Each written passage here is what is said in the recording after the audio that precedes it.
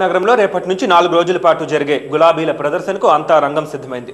2.5 ఎకరాల విస్తీర్ణంలో 600 రకాల 7,000 గులాబీల చెట్ల తోటలను తిలకించేందుకు ఇప్పటికే సందర్శకుల రాక ప్రారంభమైంది. గులాబీ తోట ప్రదర్శనకు సంబంధించి మరింత సమాచారం మన ప్రతినిధి సుబ్బారావు అందిస్తారు.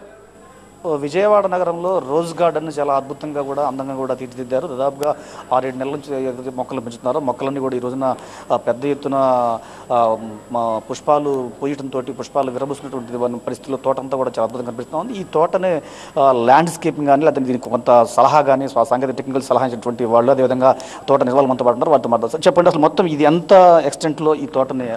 ఇప్పుడు ఈ గులాబీ తోట దాదాపు 2.5 ఎకరంలో విస్తరించిందండి. సో ఇది వచ్చేసేసి మన మెయిన్ ఉద్దేశం ఏంటంటే అండి, ఈ విజయవాడ పట్టణంలో మనకు 40 డిగ్రీలు 45 డిగ్రీల మధ్యలో ఉన్నప్పుడు కూడా గులాబీలు పెంచటటువంటి నిర్ధారణ చేయడానికి అందరికి అవగాహన చేయడానికి కోసం అనేటువంటిది జరిగిందండి ఇక్కడ. దీని ఉద్దేశంతో నగరంలో ఒక పెద్ద ఉద్యానవనాన్ని అంటే ఒక 10 ఎకరాల ల్యాండ్లో విజయవాడ ప్రజలందరూ కూడా చూస్తానికి కనులు విందుగా చూస్తానికి అనువుగా ఉండేటటువంటి ఒక ఉద్యానవనం గవర్నమెంట్ వారి సహకారంతో చేయాలనే ఉద్దేశం అండి. అదే ఉద్దేశంతో ఈ మన అమరావతి మహానగరం మనకు రాబోయే కొత్త రాజధానిలో కూడా ప్రపంచంలోనే ఎక్కడ లేనటువంటి ఒక అందమైనటువంటి గార్డెన్ అంటే దాదాపు ఒక 100 ఎకరాల్లో ఒక మంచి గార్డెన్ చేసేసి 365 రోజులు కూడా కలర్ఫుల్గా ఉండేటట్టుగా. ఇప్పుడు మనం విజయవాడ వస్తే జనరల్గా దుర్గమ్మ గారి గుడి ఒకటి చూడటం జరుగుతుంది. అలానే ప్రకాశం బ్యారేజ్ చేస్తుంటాయి. మనం చూస్తానికి రియల్గా వేరేటువంటి ప్రదేశం లేదు. అందుకనేసి ఫస్ట్ ఒక 10 ఎకరాల్లో మంచి గులాబీ తోట 360 రోజులు పూలు పూసేటటువంటి తోటను స్థాపించడము, తర్వాత అమరావతిలో ఒక 100 ఎకరాల్లో ప్రపంచ స్థాయిలోనే ఒక 10లో ఒక గార్డెన్గా ఉండేటటువంటి గార్డెన్ని స్థాపించాలటువంటిది ఇది. చంద్రబాబు నాయుడు గారు కూడా దానికి చాలా బాగా స్పందించారు. సో మీరు ప్రపోజల్తో వస్తే ఒక మంచి గార్డెన్ని చేద్దామని అన్నారు వారు. సో దానికి కూడా యాక్చువల్గా మేము అనుకుంటుంది ఏంటంటే అండి, మన గవర్నమెంట్ కానీ మన అన్ని సంస్థలు కూడా అమరావతిని చాలా సుందరంగా చేయాలని అనుకుంటున్నాం. మేమేమనుకుంటున్నామంటే దాన్ని సుందరంగా చేస్తూ దాన్ని కూడా మంచి రంగులతో అలంకరణ చేద్దామని అనుకుంటున్నాం. దానికోసం అనేసి ఆ గార్డెన్ కూడా మేము ప్రపోజ్ చేసినటువంటి పేరు కూడా ABC gardens, Amaravati beautiful and colourful garden 365 days garden. So దీనికి గవర్నమెంట్ తరపు నుంచి కూడా వారి మొత్తం సహాయ సహకారాలు అందిస్తున్నారు. అదే ఉద్దేశంతో ముందలకు వెళ్ళాలనే ఉద్దేశం ఉన్నది.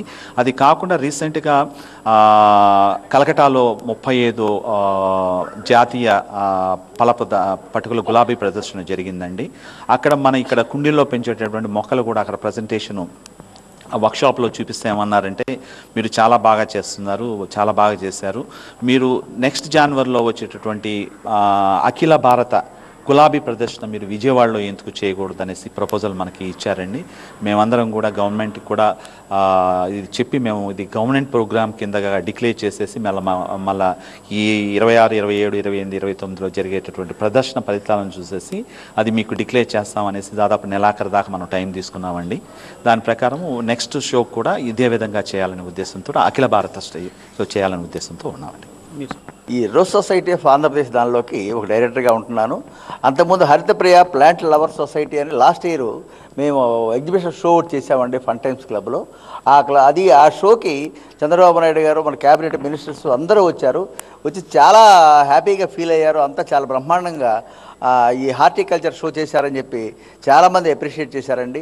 ఆ అప్రిషియేషన్తోనే మేము ఈ సంవత్సరం కూడా రోజ్ సొసైటీ అనేది కొత్తగా స్థాపించేసేసి ఒక సైట్ తీసుకొని ఒక 3 ఎకరాల సైట్ తీసుకొని దీంట్లో కింద ఏప్రిల్ నుంచి ఇవాళ వరకు 8 నెలల నుంచి చాలా కష్టపడ్డామండి. 6,000 మొక్కలు కలకటా నుంచి కరగపూర్ నుంచి తీసుకొచ్చి దానిలో ఒక 600 రకాల వెరైటీస్ చాలా ఉన్నాయండి. ముందు చాలా చిన్న మొక్కగా మేము తీసుకొచ్చి 4 రకాలుగా కుండీలు మార్చి ఇవాళ ఈ స్టేజీకి కలకల్లాడుతూ ఉండే స్టేజీకి మేము తీసుకొచ్చామంటే చాలా కృషి ఉందండి.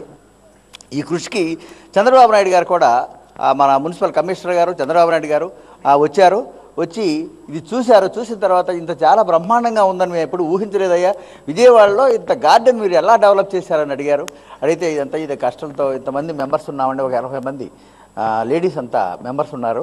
వీళ్ళందరూ చాలా కష్టపడి ప్రతిరోజు ఇదంతా చేస్తూనే ఉన్నారండి. అందువల్ల ఇది గార్డెన్ మేము కృషి చేసి ఇట్లా ఈ స్టేజ్కి తీసుకొచ్చాము. దీని అందరూ ఎంజాయ్ చేయాలనే కోరిక మాకు ఉందండి. ఈ నెల 26, 27, 28, 29 తారీఖుల్లో 4 రోజులు ఈ Haritapriya plant lover society and rose society రెండూ కలిపి ఒక స్టాల్స్ ఏర్పాటు చేస్తున్నామండి. ఈ స్టాల్స్ కూడా ఒక 80 స్టాల్స్ వరకు బుక్ అయినాయి. మీరందరూ వచ్చి చూసి ఎంజాయ్ చేస్తారని, కొత్తగా వచ్చిన మొక్కల్ని కానీ వీటిని కానీ ఇంకా మీరు కొనుక్కుంటారని కడియం నుంచి కూడా కొత్త రకాల మొక్కలు బోర్డు తెచ్చి మీకు అందుబాటులోకి తీసుకొచ్చి ఇచ్చే కార్యక్రమాలు కూడా చేస్తున్నాం. మీరు చెప్పండి. విజయవాడ క్లైమేట్లో ఈ రకంగా గులాబీలు పూజించడం చాలా కష్టం అండి.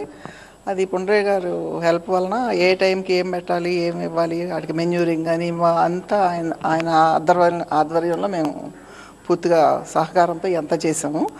కానీ ఇన్ని గులాబీలు విజయవాడలో ఎవరిళ్లలో కూడా లేవు. లేకపోతేనేమో ఈ క్లైమేట్కి ఈ టైంలో ఇన్ని పూజించడం చాలా గొప్ప విషయం అండి. నాకు తెలిసి ఇది నేను బెంగళూరు, పూనా కూడా విజిట్ చేశాను. ఎక్కడ కూడా ఇన్ని వెరైటీస్ అయితే చూడలేదు. ఈ ఎక్స్క్లూజివ్గా ఖరగ్పూర్ నుంచే తెప్పించారు కాబట్టి ఇది సాధ్యమైంది. ఖరగ్పూర్లోనే మొత్తం ఎక్కడా లేని వెరైటీస్ ఉన్నాయి. పైగా మన క్లైమేట్, మన విజయవాడ క్లైమేట్ ఖరగ్పూర్ క్లైమేట్కి సూట్ అవుతుంది కాబట్టి కరెక్ట్గా సెలెక్ట్ చేసి పొండ్రి గారు అక్కడి నుంచి తెప్పించి అక్కడి నుంచే మనుషులను కూడా తీసుకొచ్చి ఇక్కడ పెంచడం జరుగుతుంది. ఇవాళ ఇన్ని పూసిన మీదట ఇక్కడ వాళ్ళందరూ కూడా తెలుసుకుంటారు మనకు కూడా విజయవాడలో ఈ పూలు పూస్తాయి అనేది.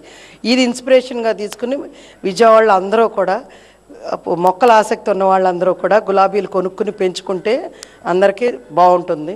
విజయవాడ కూడా సుందరవనంగా తయారవుతుంది. నగరం అట్మాస్ఫియర్, విజయనగరం, బ్లేజువాడ, బెజవాడ నగరంలో ఒక చిన్న మొక్కను పెంచడమే చాలా కష్టతరమైనటువంటి పరిస్థితి వాతావరణం. ఎందుకంటే వాతావరణం ఎండగా ఉన్నటువంటి నేపథ్యంలో మొక్కలకి పోషణ ఇవ్వడం కానీ మొక్కలను జాగ్రత్త చాలా కష్టమైనటువంటిది. అటువంటిది దాదాపుగా 2.5 ఎకరాల స్థలంలో ఈ పూర్తి స్థాయిలో దాదాపు మొత్తం కూడా గులాబీలతోటి దేశంలో ఉన్నటువంటి రకరకాల గులాబీలన్నింటిని కూడా తెచ్చి ఇక్కడ చాలా జాగ్రత్తగా పొదిగి పట్టుకొని పసిపిల్లలాగా వాటిని కాపాడుకొని ఈ రోజున అవన్నీ కూడా విరబూసి నవ్వుతూ ఉన్నాయి. ఆ నవ్వులు వాళ్ళందరూ కూడా ఆనందంతో పాటు కలిసిపోతా ఉన్నాయి. ఇది పరిస్థితి. Out studio.